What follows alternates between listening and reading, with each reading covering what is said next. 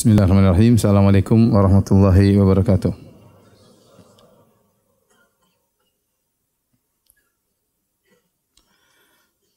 Alhamdulillahi ala ihsani wa syukru lahu ala taufiqihi wa amtinani. Asyhadu an la ilaha illallah wahdahu la syarika lahu ta'ziman li sya'nih. Wa asyhadu anna Muhammadan abduhu wa rasuluhu da'ila ridwanih. Allahumma salli alaihi wa ala alihi wa ashabihi wa ikhwanih. Hadirin dan hadirat yang dirahmati oleh Allah Subhanahu wa taala. Kita lanjutkan bahasan kita dari bahasan tentang fikih nikah. Kemarin pada pekan yang lalu kita sampai pada pembahasan tentang muqaddimatun nikah, ya.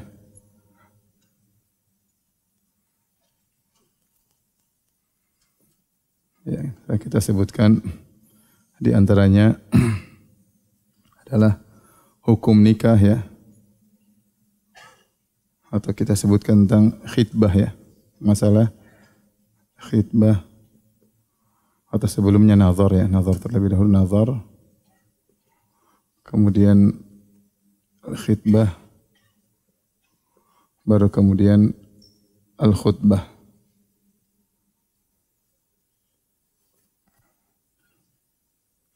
Nazar sudah kita bahas. Adapun al-khitbah yaitu melamar, maka ada yang diharamkan. Yang diharamkan ada 3 perkara.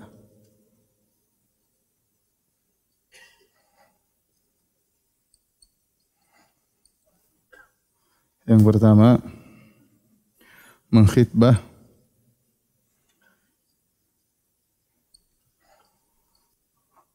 wanita ar-raja'iyah, yaitu al-mutallaqah ar-raja'iyah,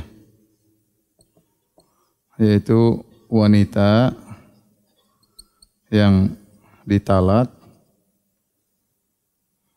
1 dan 2 namun masih di masa iddah.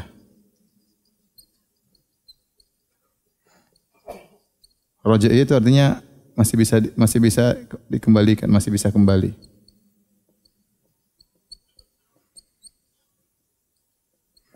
Maka ini diharamkan, ya. Khitbah diharamkan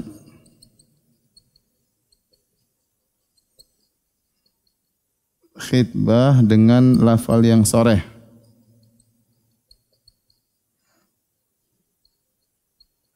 Yang tegas. Namun boleh dengan isyarat. Mohon maaf, ini tidak boleh secara mutlak. Ini tidak boleh secara mutlak. Misalnya ada seorang wanita diceraikan oleh suaminya dan dia masih talak 1, talak 2. Namanya talak 1 masih mungkin kembali, apalagi di masa iddah. Talak 2 juga masih mungkin kembali di masa iddah. Maka tidak boleh seorang laki datang kepada wanita tersebut kemudian mengatakan, nanti kalau habis masa iddah saya nikahi kamu. Itu namanya lafal yang tegas. Atau dia mengkhitbah lamar dengan lafal yang kurang tegas. Dia mengatakan, seperti engkau tidak ada yang nolak. Ini lafal yang namanya tidak tegas, ya. Ini secara mutlak tidak boleh karena statusnya dia masih istri orang. Wanita yang ditalak 1 dan ditalak 2 masih dalam masa iddah, itu statusnya masih istri orang. Oleh karenanya kalau seandainya suaminya meninggal di masa iddah seorang wanita ditalak pertama, dia masih dapat warisan. Atau wanita ini meninggal, dia ditalak 2, tapi di masa iddah wanita ini meninggal, suaminya masih dapat warisan dari istrinya. Oleh karenanya masih dalam status suami istri, hanya saja sudah jatuh talak 1, talak 2, tidak boleh dinikmati, tidak boleh dicium, tidak boleh digauli. Ya, tapi statusnya masih istri. Makanya wanita talak 1, talak 2 masih tinggal di rumah suaminya, ya. Masih tinggal di rumah suaminya. Coba nanti kita bahas secara khusus tentang masalah talak, ya. Kemudian yang kedua, ini tidak boleh secara mutlak. Adapun wanita yang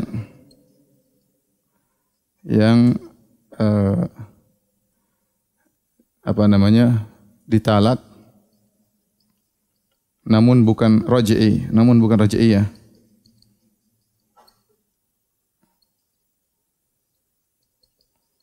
seperti di talak 3. Ya. Di talak 3 maka suaminya tidak mungkin apa? Kembali. Suaminya tidak mungkin kembali kepada wanita tersebut sampai wanita tersebut nikah sama laki-laki lain. Maka untuk wanita seperti ini ya, namun masih di masa iddah,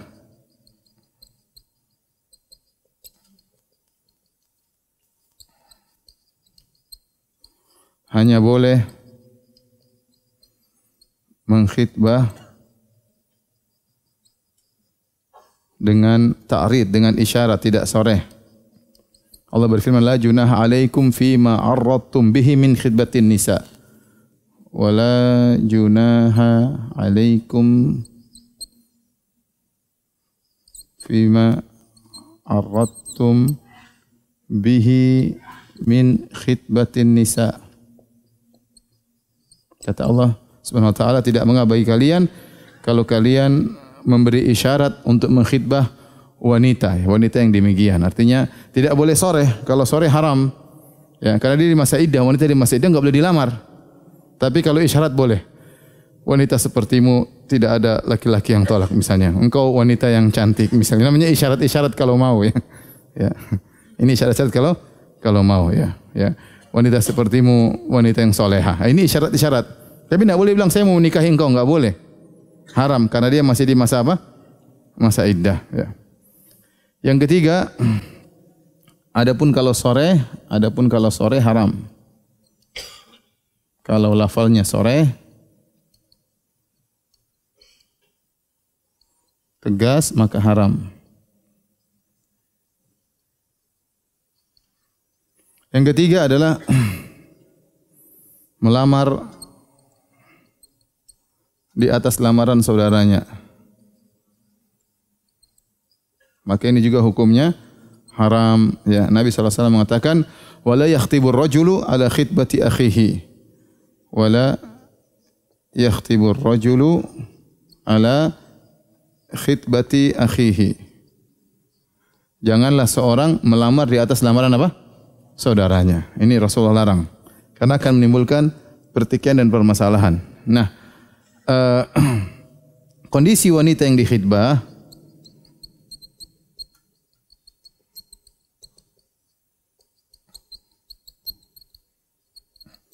ada beberapa. Pertama, dia menolak lamaran orang lain tersebut. Yang kedua, dia menerima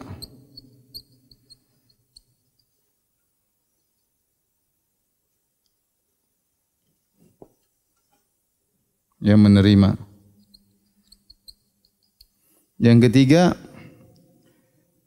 belum menerima tapi sudah condong.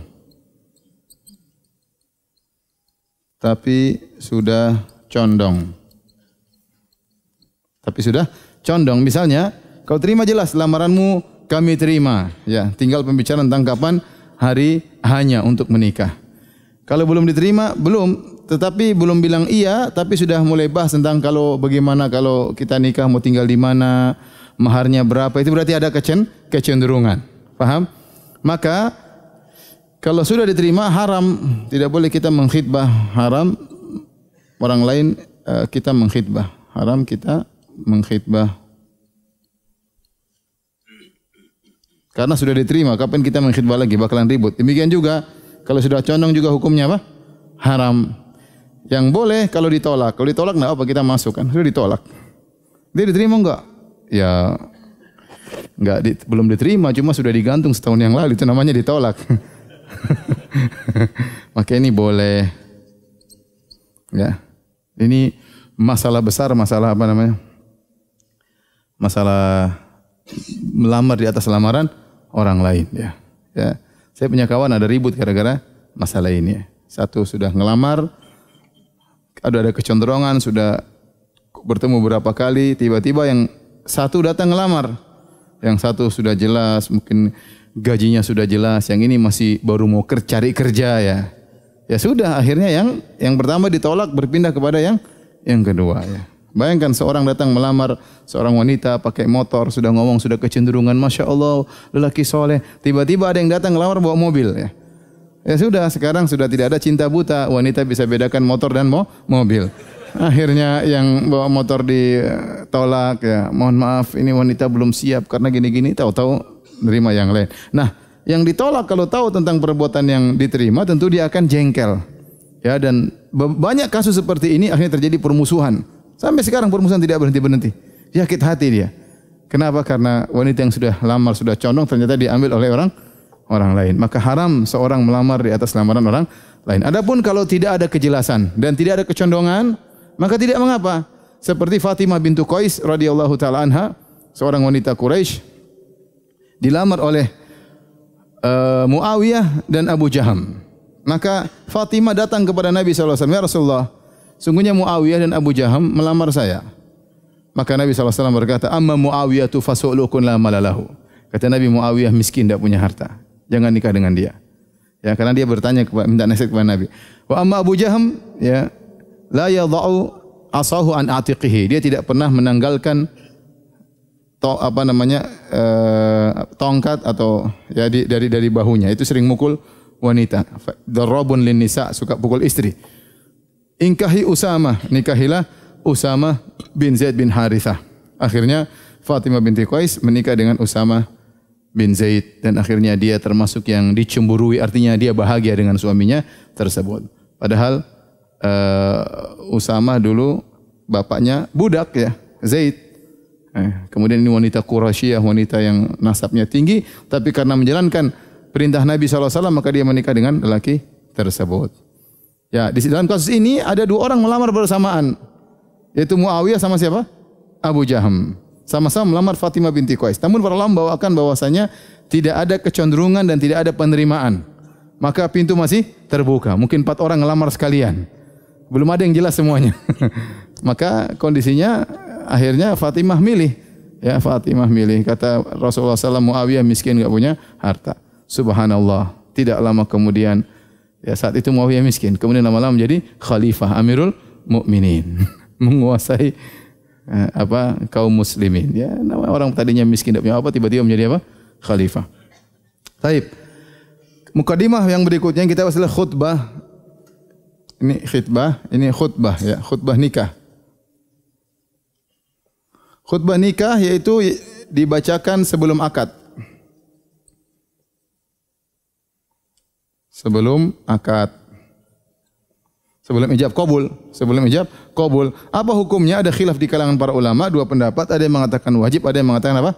Sunnah. Namun yang benar hukumnya sunnah. Jadi seorang sebelum melakukan akad nikah, dia bacakan dulu khutbah. Dia bacakan dulu khutbah nikah. Yang ma'ruf khutbatul hajah. Innal hamdalillah nahmaduhu wa nasta'inuhu wa nastaghfiruhu wa natubu ilaihi wa na'udzu billahi min syururi anfusina wa min sayyiati a'malina may yahdihillahu fala mudilla lahu wa may yudlil fala hadiyalah. Asyhadu an la ilaha illallah wahdahu la syarikalah wa asyhadu anna Muhammadan abduhu wa rasuluhu la nabiyya ba'dah.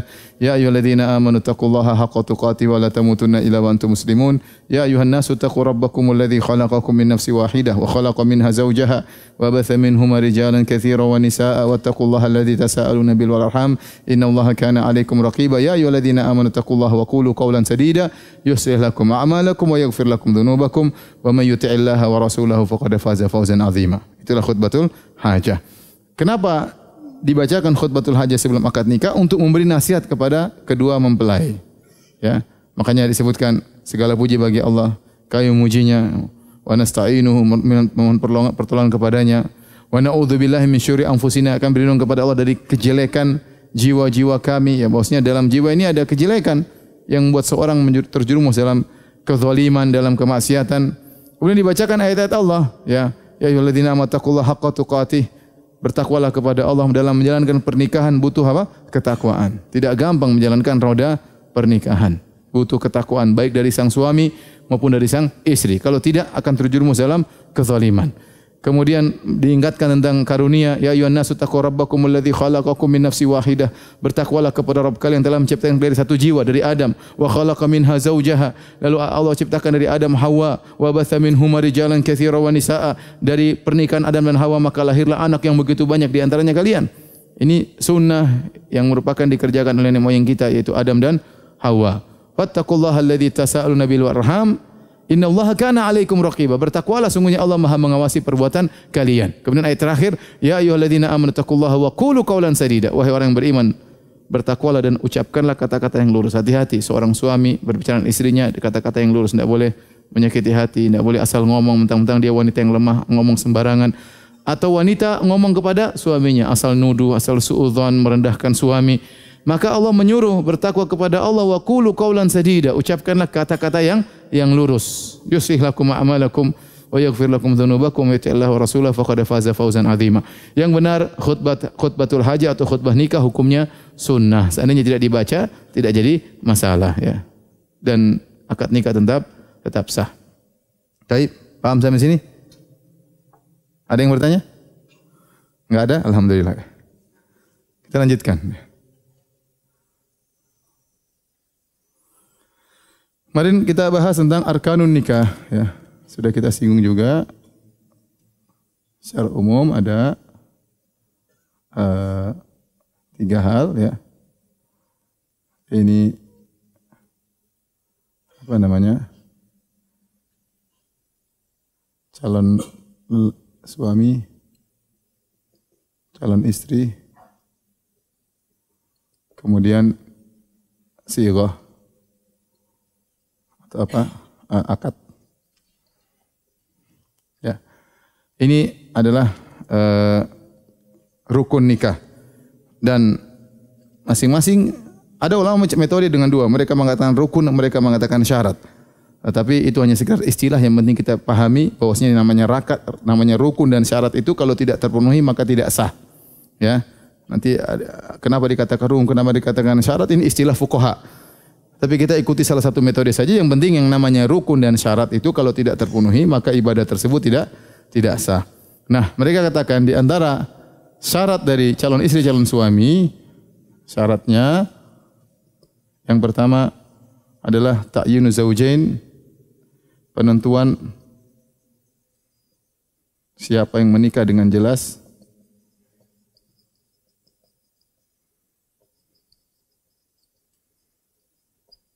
Kemudian yang kedua, ridhahuma, dua-duanya ridha, tidak dipaksa. Jadi kalau Siti Nurbaya dulu haram atau tidak? Haram, karena dipaksa kan? Dipaksa oleh Datuk Maringgi ya. Dalam film begitu ya. Kemudian yang ketiga, kosong dari penghalang.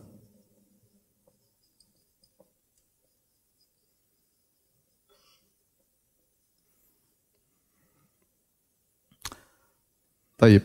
Adapun sighah akad maka ada syarat-syaratnya. Di antaranya ijab. Kemudian apa? Qabul.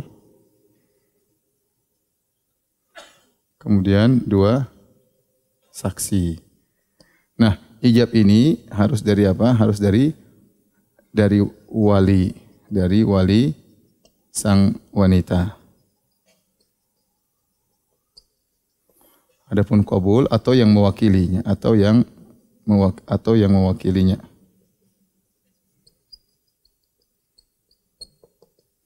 Qabul dari pihak laki-laki, dari calon suami, atau yang mewakilinya. Nah, kemudian berikutnya adalah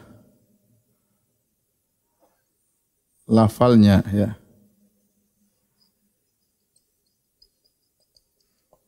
Lafalnya harus jelas. Taib. Kita akan bahas terlebih dahulu ya tentang rukun-rukun nikah ya. Yang pertama sighah akad ya. Tentu ada calon istri, calon suami dan ada akad nikahnya. Akad nikah ini terjadi kalau ada ijab, ada qabul dengan menggunakan lafal ijab qabul disertai dengan dua saksi. Ini namanya syarat nikah. Ini syarat nikah, ini juga syarat nikah. Baik. Adapun ijab qabul, ya, ijab pertama lafalnya harus jelas.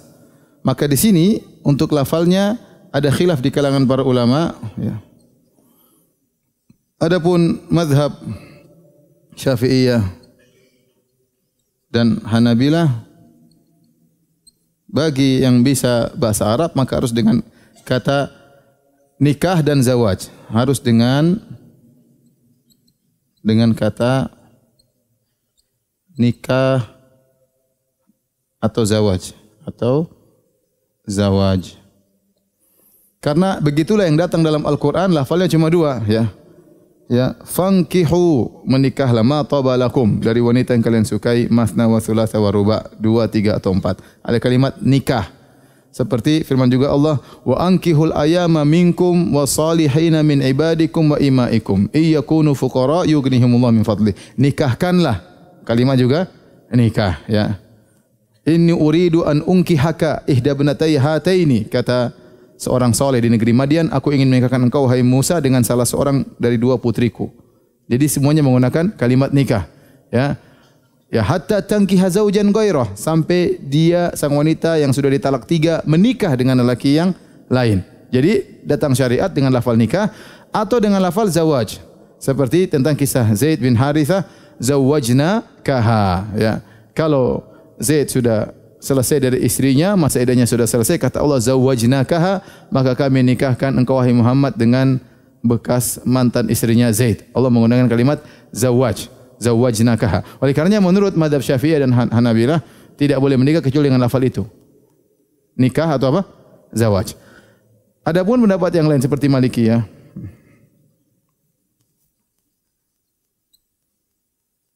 maka boleh dengan lafal apapun. Boleh dengan lafal apapun yang secara urf menunjukkan pernikahan. Misalnya, wahai si fulan, kata sang wali, saya serahkan anakku ini untuk kau bawa ke rumahmu dengan mahar sekian-sekian. Ya sudah jelas, tidak usah dibilang nikah pun orang paham. Maksudnya diserahkan untuk dibawa pulang ke rumah. Maksudnya apa? Nikah, contohnya seperti itu.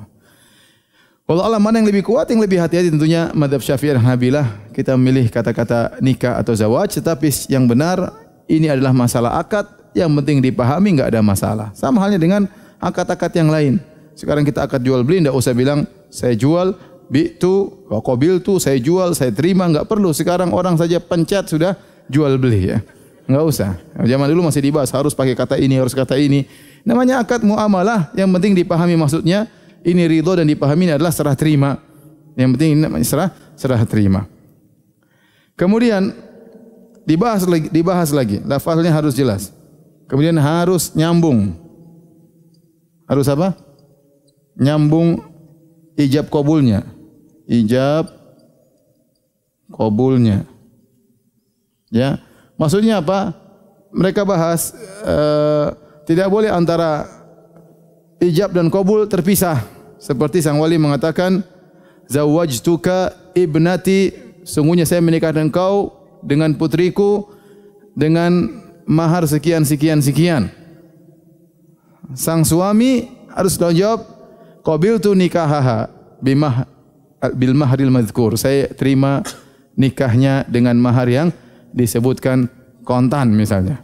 Nah, antara perkataan wali dengan suami tidak boleh terputus. Tidak boleh terputus. Ini menurut mazhab Syafi'iyah misalnya.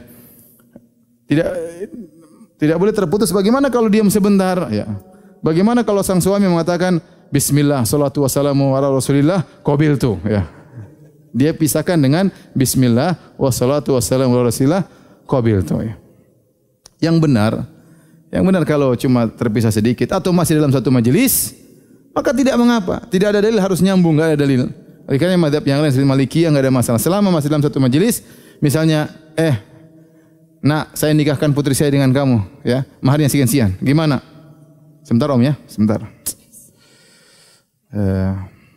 Astagfirullah.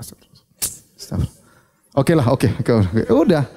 lama masih dalam, itu sudah sah ya, itu sudah sah ya. Karena ini namanya muamalah ya. Muamalah bukan suatu ibadah yang mahdhah yang harus begini. Enggak, yang penting dia memberi, kita menerima. Sama seperti jual beli, ya mikir dulu. Oke lah saya beli. Enggak ada masalah. Yang penting masih dalam satu majelis. Hanya saja kalau dia sudah keluar dari ruangan pergi kemana balik lagi. Om saya terima om, masih terlambat. Sudah diambil orang terlambat. Ya, kalau udah keluar dari lain majelis ya. Tapi kalau masih dalam satu majelis maka masih sah. Yang benar selama masih dalam satu majelis,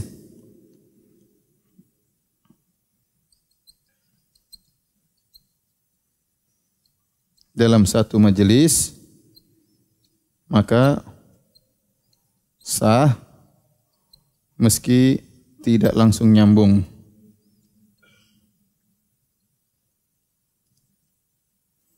Makanya terkadang kita hadiri pernikahan sampai sang lelaki gelisah ya, karena sang wali ulangi.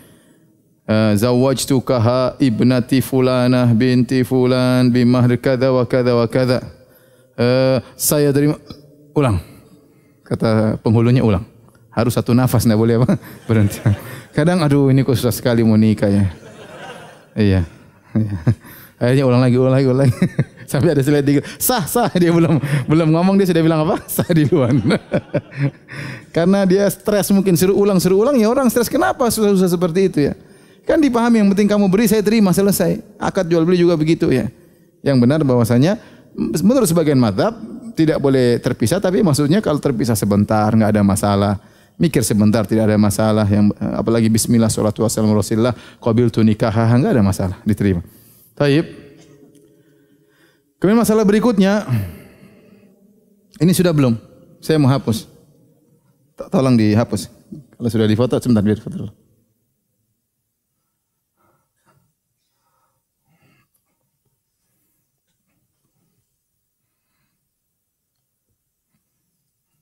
Yang sini aja, yang sini masih panjang. Sudah? Oke.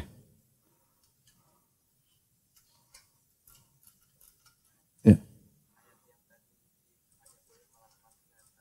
Isyarat. Dalam surat Al-Baqarah. Surat Al-Baqarah ayat 235. Kenapa? Mau isyarat ke siapa?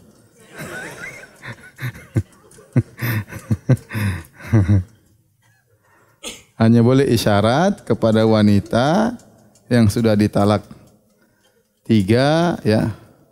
Ya, atau misalnya suaminya meninggal dunia, sudah tidak ada kembali lagi. Suaminya meninggal dunia, tapi di masa iddah dengan syarat hanya boleh apa? Isyarat. Tapi kalau bilang saya nikahi kamu dalam masa iddah hukumnya haram.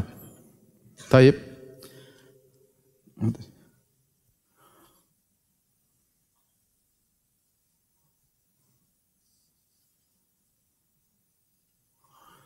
Baik, pembahasan berikutnya ijab harus dari wali sang wanita. Apa syarat wali? Ya. Syarat wali.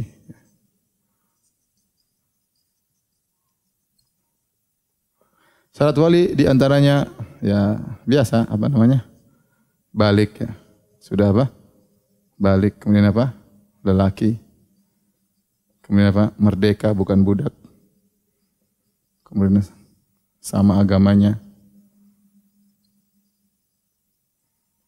Sama agamanya. Maksudnya apa? Kenapa kita bilang sama agamanya? Kenapa kita tidak bilang Islam? Karena kalau orang selain mukmin, selain muslim menikah di antara mereka dan menurut agama mereka sah, ya sah. Seandainya mereka misalnya laki-laki sama wanita menikah dalam agama Buddha atau dalam agama Hindu atau dalam agama Nasrani atau dalam agama Yahudi. Waktu mereka menikah menurut mereka sah. Kemudian mereka masuk Islam tidak usah diulangi lagi. Tidak usah diulangi lagi apa? Pernikahannya. Jadi syariat menganggap apa yang dianggap sah oleh agama sebelumnya tatkala mereka masih dalam agama tersebut tidak perlu diulang lagi. Oleh karenanya dalam banyak kasus para sahabat tatkala mereka masuk Islam dengan istrinya tidak ada nikah ulang. Tidak ada nikah ulang. Faham? Ya, tapi kalau walinya beda agama tidak boleh. Misalnya seorang wanita ternyata bapaknya Nasrani dia muslimah, tidak boleh bapaknya jadi wali ya. Boleh bapaknya jadi wali. Kemudian di antaranya ar-rushd nikah, yaitu bisa melihat, bisa menilai ya. Itu dalam bahasa Arabnya ar-rushd. Ar-rushd nikah. Maksudnya dia tahu anaknya ini yang ngelamar siapa, dia bisa menilai anak ini pantas enggak buat anaknya ya. Bukan asal punya duit ya, dia bisa nilai lah istilahnya ya. Bukan pemabuk kemudian dinikahkan sama putrinya ya, tetapi dia bisa menilai dalam siapa calonnya yang dia berikan untuk anaknya. Yang terakhir ini masalah khilaf cukup kuat yaitu al-adalah. Al-adalah yaitu maksudnya orangnya bisa diterima persaksiannya, bukan orang fasik. Bukan apa orang? Bukan orang fasik, bukan pendusta, bukan fasik, bukan pendusta. Karena kalau pendusta atau fasik memberikan persaksian tidak diterima karena adalahnya hilang. Adalah itu apa? Kesolehan lah gampangannya. Nah, syarat ini khilaf di kalangan para ulama. Khilaf ya. Ya, karena kalau kita kencing-kencing dalam syarat ini, banyak orang tua tidak bisa jadi wali ya. Salah satu orang tuanya misalnya kerja di bank ribawi ya, fasik, enggak boleh. Satu orang tuanya tukang main judi apa? Fasik. Satu orang tuanya tidak salat, ya tidak boleh jadi wali. Maka ini syarat memang dipersetujukan oleh para ulama. Mayoritas ulama kata Ibnu Taimiyah, mayoritas dalam hal ini maksudnya mazhab Hanafiyah, kemudian Malikiyah, kemudian salah satu pendapat dalam mazhab Syafi'iyah, dalam mazhab Syafi'i, kemudian satu riwayat dari Imam Ahmad,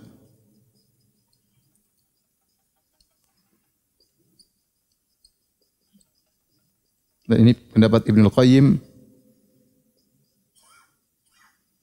bahwasanya tidak disyaratkan.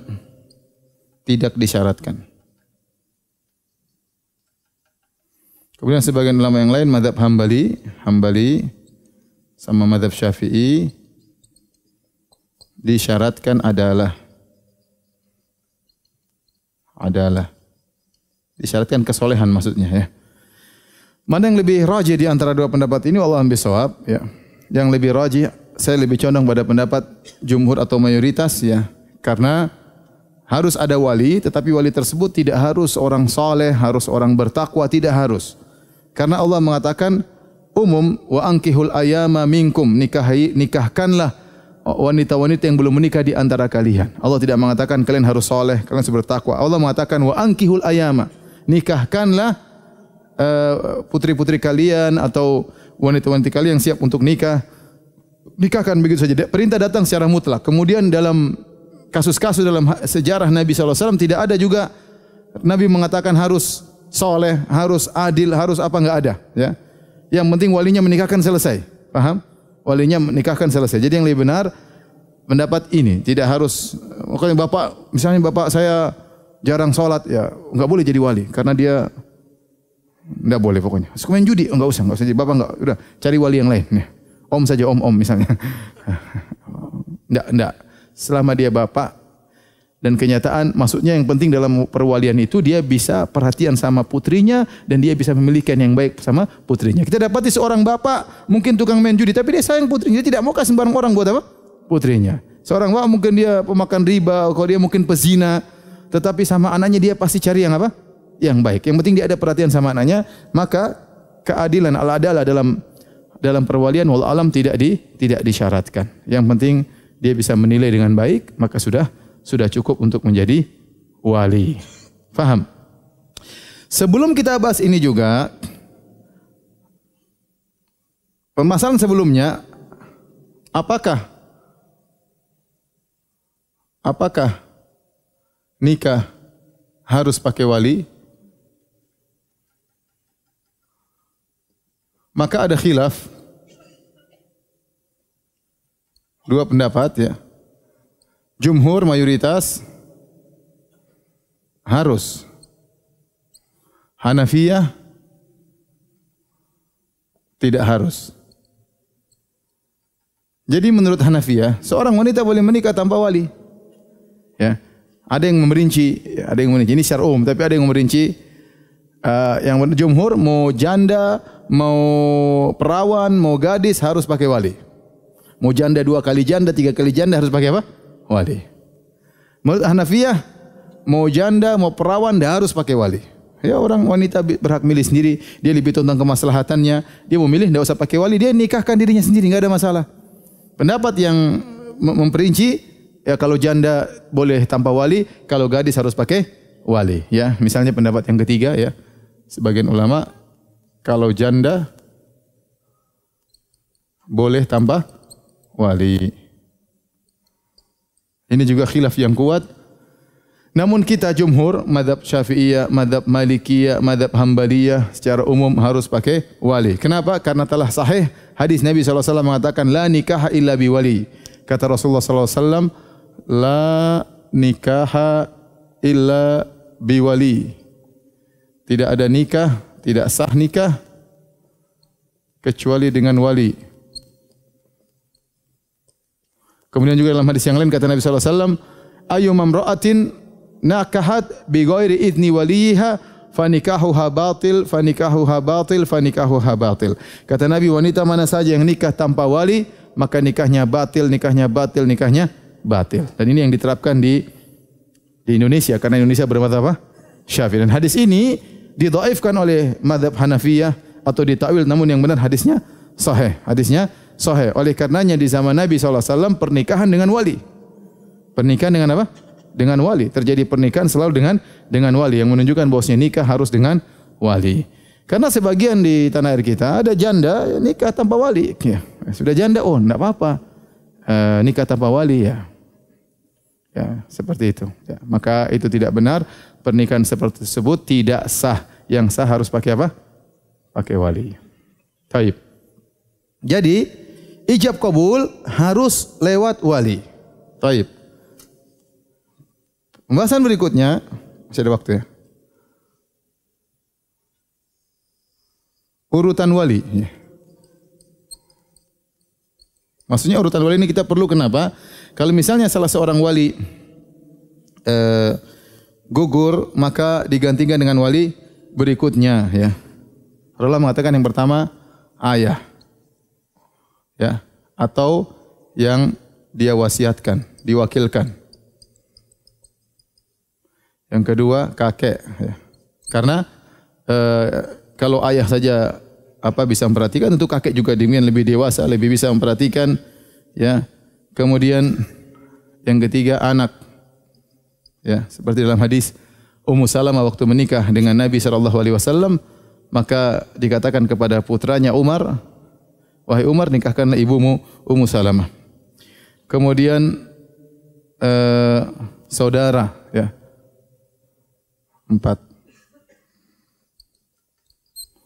Saudara tentu yang paling utama saudara kandung, kemudian saudara sebapak, kemudian saudara seibu, baru kemudian ponakan, ibnul akh, ya. Anak saudara laki-laki.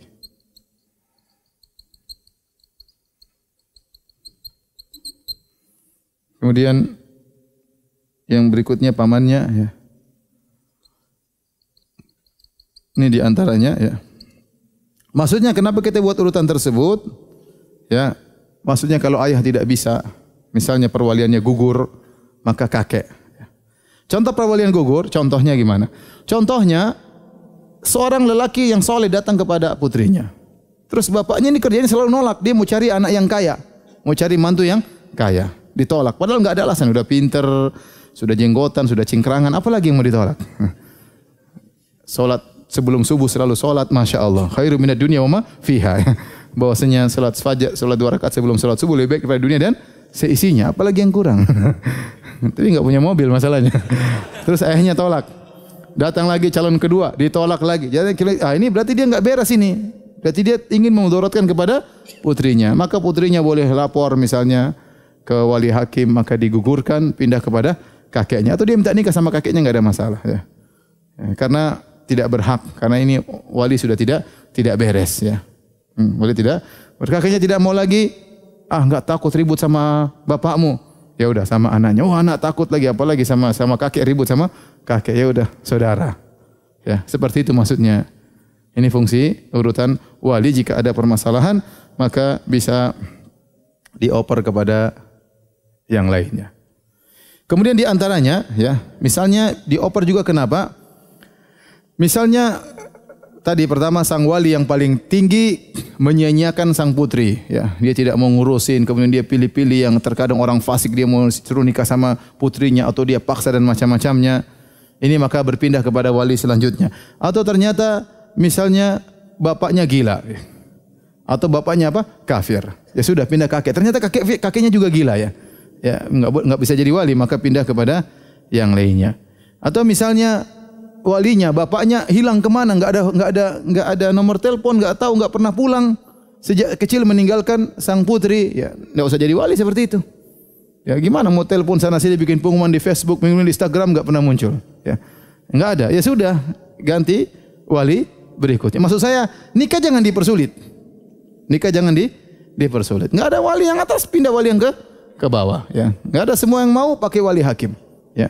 Kalau wali ini semua mau kok enggak mau pakai wali hakim, ya. Kenapa tidak mau menikahkan putrinya? Apa alasan? Kalau alasannya syar'i oke, kalau alasannya tidak syar'i, ya gara-gara ini mantu tidak punya mobil, itu tidak syar'i ya. Ya, tidak syar'i. Taib.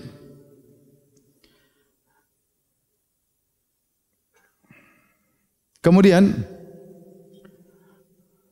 yang mau kita bahas adalah dua saksi, maka dua saksi sama juga ya syaratnya seperti biasa ya, yaitu balik ya. Kemudian apa? Muslim ya. Kemudian apa tadi? Adil misalnya ya. Merdeka dan lain-lain ya. Ya. Harus ada dua saksi. Kalau enggak ada dua saksi maka pernikahan tidak sah karena dalam sebagian riwayat tidak ada nikah kecuali dengan wali wa syahidai adlin dan dua saksi yang adil. Jadi dua saksi juga merupakan syarat pernikahan. Tapi sampai di sini saja ya. Sementara ya masalah nanti insyaallah pada pertemuan berikutnya kita akan bahas tentang syarat-syarat calon istri, calon suami karena kita akan bahas tentang mahram. Siapa saja yang disebut dengan apa?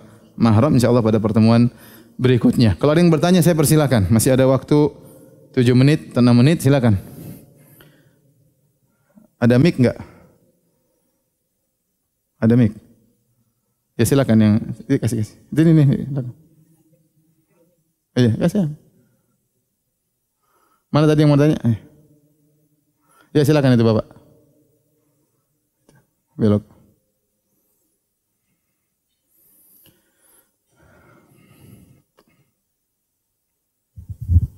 Assalamualaikum warahmatullahi wabarakatuh. Pertanyaan soal akad nikah, Ustadz. Biasa kalau di kita di Indonesia setelah akad itu disuruh tanda tangan apa zigot nikah kalau nggak salah. Taklid ya. Taklid nikah ya. Sebenarnya ini status taklid nikah ini bagaimana? Apakah wajib atau tidak? Nanti kita bahas namanya syurut fin nikah. Belum.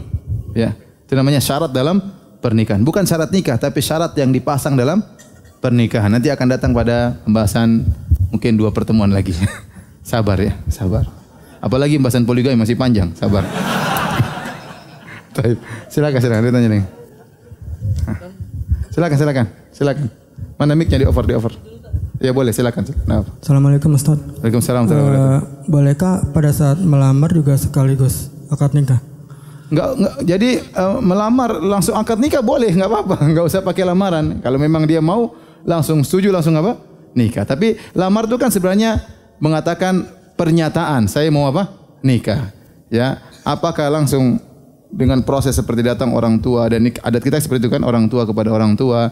Tanpa orang tua juga enggak jadi masalah. Kita dari maju sendiri juga enggak ada masalah. Itu namanya melamar, itu menyatakan pengin apa? Menikah ya. Tapi kalau kita gambaran kita namanya lamaran itu keluarga laki-laki datang kepada keluarga apa? Wanita. Itu secara sopan santunnya seperti itu. Sebenarnya enggak harus demikian.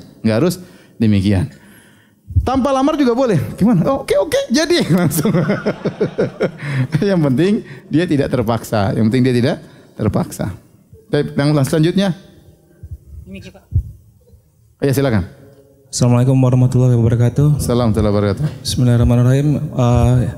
Ini Ustaz mau menanyakan, kita tahu sekarang ini media sosial apa segala macam itu udah ini sekali marak ya Ustaz ya. Ada kejadian kebetulan menimpa saudara saya. Itu yang dikenal dengan istilah tahbib Ustaz. Apa? Tahbib. Tahbib. Kenapa? Jadi si istrinya ini digoda sama laki-laki lain sehingga dia bercerai sama suaminya. Apa namanya? Pelakor bukan? Siap. Perebut laki orang kalau pelakor ya. Kali ini Pebinor gitu. Apa? Apa? Nah, Minor.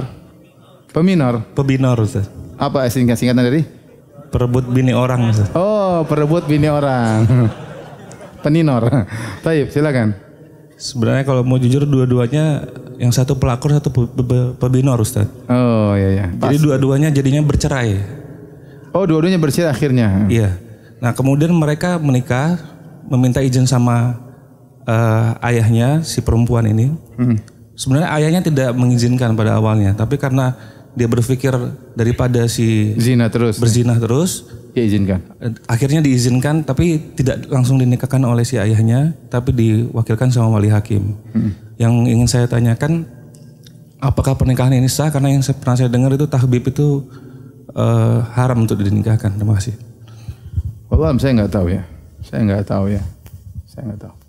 Kalau secara akadnya iya ya, memang sah karena walinya sudah setuju, calonnya ada ya. Nah, terus dia bertobat atau tidak ya. Karena apa namanya Allah alam bisa bertobat atau tidak apa kita nggak tahu, tapi secara akadnya sah. Tapi apakah hukum syar'inya boleh kita nikahkan wanita dan laki-laki seperti ini apalagi ketahuan, saya tidak tahu ya. Saya tidak tahu. Ini kasus yang mungkin nanti ya, silakan. Assalamualaikum warahmatullahi wabarakatuh. Waalaikumsalam warahmatullahi wabarakatuh. Mengenai wali Ustaz. Jadi kalau status anak angkat itu walinya bagaimana? Anak angkat harus dicari bapaknya. Ini dari bayi udah nggak tahu Ustaz anunya. Bapaknya sudah nggak tahu kalau dan nggak ini tahu bapaknya di rumah sakit. Ke wali hakim. Jadi pemerintah yang apa? Yang menikahkan. Sampaikan aja bahwasanya ini anak angkat. Jadi serahkan kepada KUA atau penghulu yang menikahkan. Enggak ada masalah karena wali hakim adalah wali bagi orang yang tidak punya wali. Ya. Dan begini, jadi karena ini anak dari kecil tidak tahu orang tuanya dan dia hanya tahu saya misalnya ada apa namanya ayahnya. Jadi kan kalau misalnya kita kasih tahu sekarang bahwa dia ini adalah anak angkat, dia akan apa namanya merasa sakit Ustadz. Jadi sebaiknya apa namanya, apakah kami tetap anak ini tetap kita rahasiakan? Enggak, kalau saya harus kasih tahu karena kita tidak boleh berbohong. Kita tidak boleh menisbahkan seorang orang yang bukan anak kita. Khawatir nanti dia menyangka dia fulana, misalnya namanya Jamilah bintu fulan, padahal fulan ini bukan bapaknya dan itu dilarang dalam syariat.